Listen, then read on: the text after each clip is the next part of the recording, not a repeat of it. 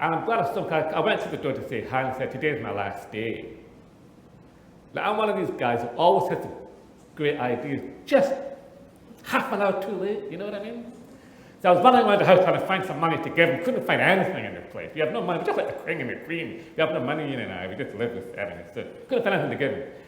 But I was thinking, this guy has worked for 32 years, in and out, in all weathers, delivering. This is his last day. And if I'd thought, I could have clocked it and I could have got the neighbours together, we could have done something, you know what I mean? And we didn't. We didn't. And he slips off, having served us faithfully for all that time, with barely a ripple left on the surface, you know? And then 50 later, my pal John came to the door. And John, we went through puberty together in a boarding school in India. We've known each other since 12 and a half. He introduced me to the best bands in the world that I'm still stuck with 35 years later, but there we go, you know. And John and our friendship goes back over 45, well over 40 years now, you know. And he's visiting from Australia just for a couple of days. I'm not come from Australia just for a couple of days to see us, but anyway, he's here for a couple of days. And what our friendship represents, on the other hand, is the significance we place in one another, the love we give each other that lasts over the decades, that talk about all the shared experiences and the way our lives have gone different trajectories, and our children and our wives, our many wives, and all these things that we're trying to kind of keep in track of, you know. And there's something in our friendship which for all of us we can testify to as the richness of human connection. The richness of seeing each other and saying, I value you, I love you, you matter to me. So these two incidents juxtaposing a postman is given up his service and is disappearing over the horizon, and a deep friendship. For me, they represent the kind of the tendency towards life and towards death. Now, I don't want to be over-dramatic about that, but I think basically anything we think, any action we take, any decision we make will be ultimately in the direction of something that is life-giving in some fashion, even in a minimal way, or something which is decay-bringing and ultimately deathly in another way. And I really mean that. Whatever we do, whatever we think, whatever we say, whatever we decide, where we spend our money, that's the way it goes. There is nothing mutual in life, even incremental things. I'll give another example of this.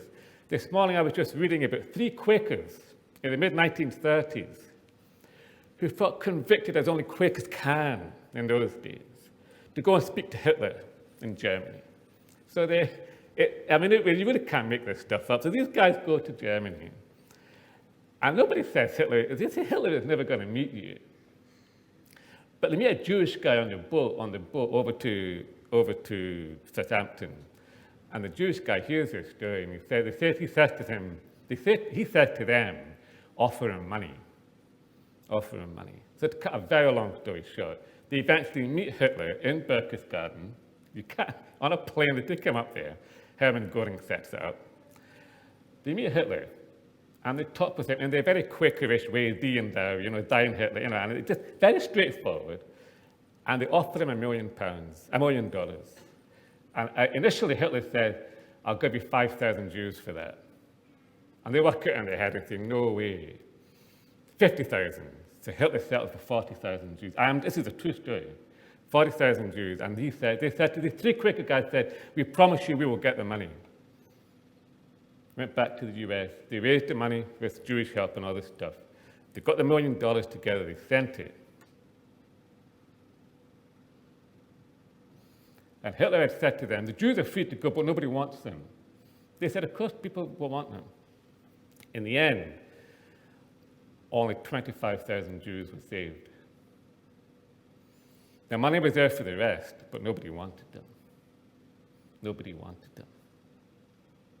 And in that story, you have, again, decisions and actions towards life and courage, and decisions towards death just by not doing anything.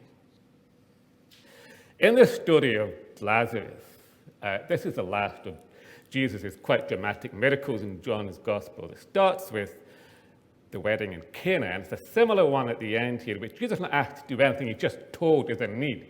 So in wedding at Cana in Galilee, there's no wine. Here he's told Lazarus is sick, all right? And in between, it has this quite dramatic, and all of the healing moments in John's gospel are very dramatic, desperate ones. It's all a point of desperation where Jesus steps in. And Jesus, and if you look closely, and the different Bible versions translate this differently, but basically it says here, because he loved them, he waited 2 more days. Because he loved them, he waited. He didn't rush off immediately, he waited 2 more days. I mean, it would have made no difference if he rushed off anyway, because his guy was already dead by the time they got there, but he waited a bit longer. And of course, he meets the 2 sisters, and the famous, again and again, you have this, both sisters say to him, if only you had been here, you know, if only you had been. And that is a cry from our own hearts too sometimes. If only you had something. Many of us can testify to prayers that have not been answered, hopes that have not been realized over the years, dreams that haven't come to pass, relationships that have broken down, or whatever it may go on, you know. If only life had been different. Most of us are on plan X, Y, and Z now in life. Forget about KJ or L, you know, and ABC, or forget, that's only for teenagers. So life brings all sorts of if-onlys in it. And Mary and Martha come, and they speak for all of us. When Jesus showed up that bit late, you know, it seemed to us that bit late. And Jesus' response to both the sisters is basically, do you trust me? Do you trust me? The timing seems to be off, I know that, but do you trust me with this? And I think it is often the timing element that we find difficult. It's the waiting element that we find difficult, and the dissonance between the promises that the Bible gives us and actually the reality on the ground. And say, well, what is happening? I mean, I've had a quite depressing week because I spent Monday with church leaders in Glasgow, and then Thursday, Wednesday, and Thursday with other bishops. You know what I mean? And it's not great news on the church front, you know, honestly. But actually, there is the voices of hope that come from the edges and this kind of thing. Anyway, so Jesus challenged, and so the girls say to him, you know, particularly Martha at the beginning, yes, I believe that, you know, he will rise at the end, at the last day. And then Jesus comes with these wonderful words, which have come down through the ages and come at the end of Charles Dickens's Tale of Two Cities. And I will say, at a funeral in Aberdeen tomorrow and at a funeral here on Tuesday, Lily Dawson, when I am the resurrection and the life. Those who believe in me will live, and everyone who believes in me will never die. And there is this sense in which Jesus is saying, yes, you have these general principles that we will all rise one day. And you get this, you have that wonderful poem that the family want to be read out on Tuesdays, that death is nothing. Actually, death is crap. It is not nothing. It's real. But what Jesus is saying is, these general principles of hope and life, this is personified. I am the resurrection and the life. It's me. It's not a general principle of where you're heading this way or that way. Your hope is in me personally. And when we share the bread and the wine shortly, we're actually claiming a huge amount.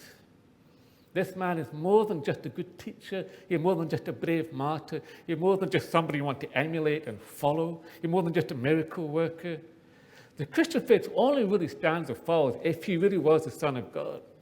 And this is what this passage very dramatically unpacks, because Jesus said, the Son of, he says here at the beginning of this paragraph there, it's for God's glory that the Son of God may be glorified through it. It's one of the few places in Scripture where Jesus explicitly says, I am the Son of God.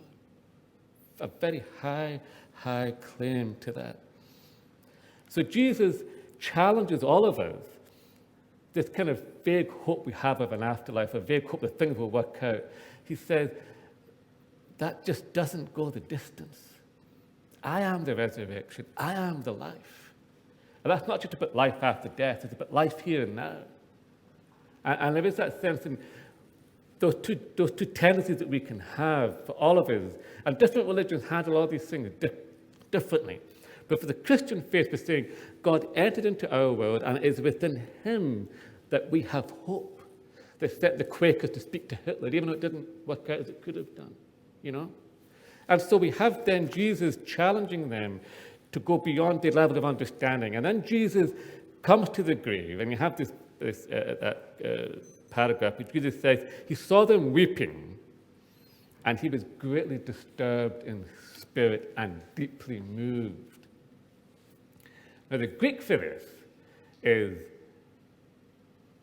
like a snorting of a bull about to charge, or of a wild horse just rearing up. It's that deep, visceral groaning and snorting of passion and of anger and of energy. Dynamism is all in there.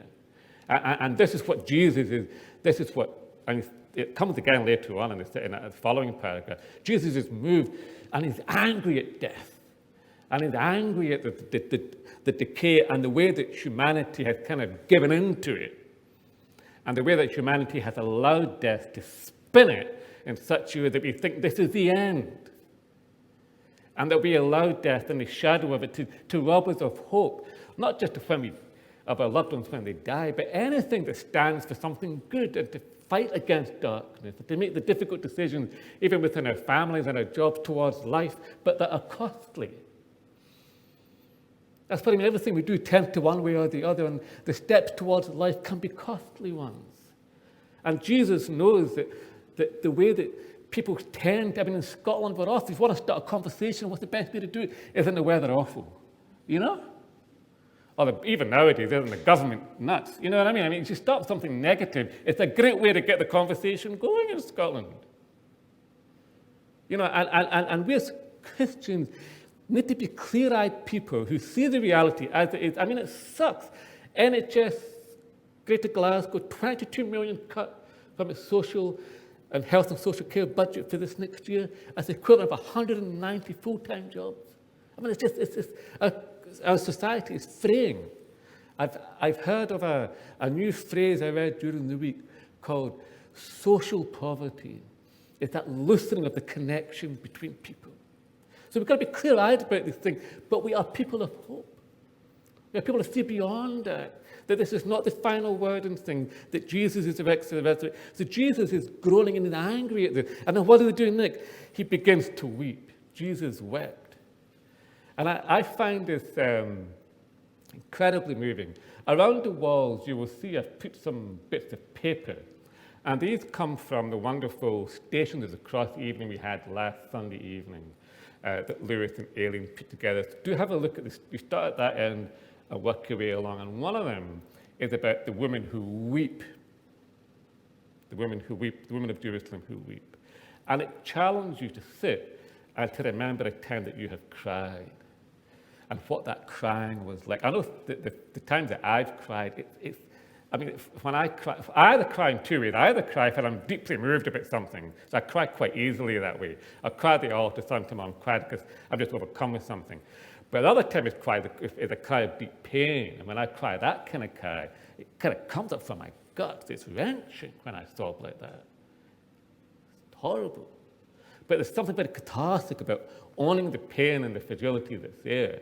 So do have a look at these things. So when Jesus is weeping, what we're saying is that the God of the universe weeps with us. He knows our sorrows. And that's what we talk about in Isaiah, the man of sorrows, acquainted with grief. He walks with us in that. So we have God coming into this fragile humanity. You've got the tendency towards life, the tendency towards death. It's summarized in Mary and Martha being heartbroken that the brother has been taken from, that wonderful connection that we have with one another, broken by death. And Jesus is indignant about this. And I, believe it or not, I took a whole paragraph out of this reading, because the reading was long enough as it was, and I thought, I've really got to look after my flocks this morning, so I took a whole paragraph out to make it a wee bit shorter. But in that paragraph, there's a line where Jesus calls, he says, Lazarus has fallen asleep. And ever since then, the rest of the New Testament, in the epistles, the early Christians, and after, the early Christians always called dying, falling asleep. And in fact, our word for cemetery comes from the Greek word to sleep or rest, the place of rest. And this is a uniquely Christian understanding of death.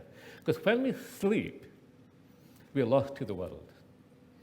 We're lost to the world until somebody wakes us up. But while we're asleep, we're lost to the world. And Jesus is saying, our friend Jim Forrester faced death about 10 days ago. Jim came right to the edge, and he looked at it. And I could tell he was looking at it. But thankfully, he made a good recovery, and he seemed to be hopefully on the mend,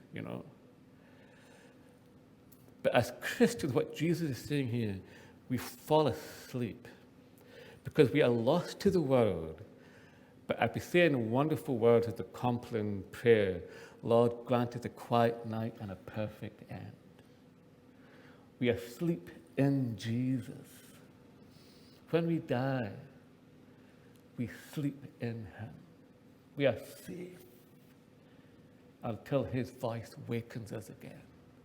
And the old commentators say that when Jesus woke Lazarus, he used his name specifically, Lazarus, wake up. Because if you hadn't said Lazarus, all the dead would have woken up. You've got to love these old commentators, But there is that tremendous power that death does not have the final word. We don't talk about it enough. We're embarrassed about it because it's a bit cloud in the sky. It's a bit, who knows, And I can't say this is true for sure. I can't say this is true for sure. But for me, there's enough to go with you to help us face our death and have a good death. I just want to finish with, I had a friend whose dad died at the beginning, about a week ago actually, and he was telling me that the family were around his bed and they were reading Psalms to him as he was there, and suddenly the nurse said to them, he's just gone. He's just gone. He had a good death. The death, we don't always have good death, I know that. But whether a death is messy or whether it's peaceful like that, I want to assure you that you will fall asleep in Jesus. And one day, you and your loved ones will hear his voice saying, rise. And you will wake up, and it will be morning. In the name of the Father, the Son, and the Holy Spirit.